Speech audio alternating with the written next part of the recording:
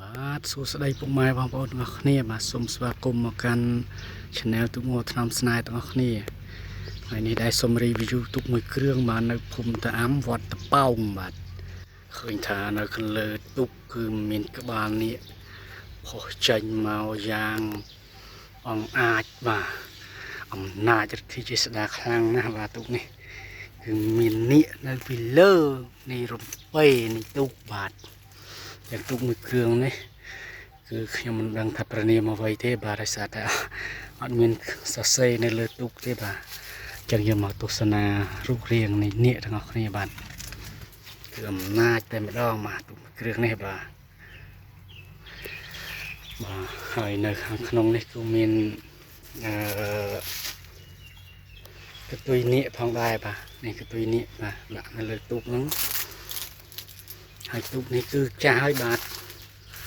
ទូកនេះបែបចំណុះខ្ទង់12នាក់តាមមើលទៅអូបាទនេះគឺជាព្រះនាមនៃទូកបាទខ្ញុំសូមអានតែម្ដងទៅបាទរៀងវែងដែរគឺអធិរាជនិហោះ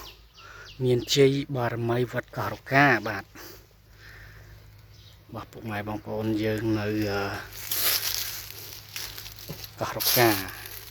វត្តកោរកាទូកនេះគឺមិនមានការលាបឡូនអីសាំញ៉ាំអីច្រើនទេគឺបាទគឺមានតែឆ្នោតគឺសាមញ្ញតែម្ដងបាទ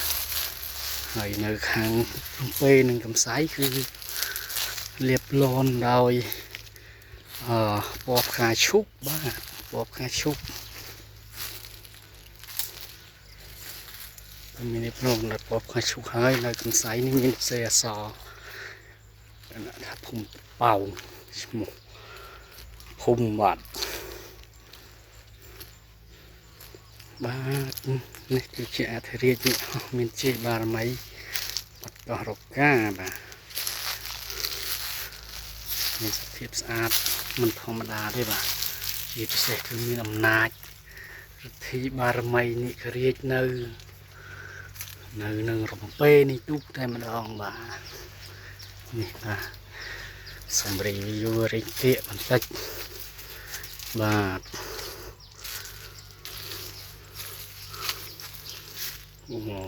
អំណាចអូខេបាទនេះសត្វនៀកបាទហើយនេះគឺជាស្លោបាទស្លោ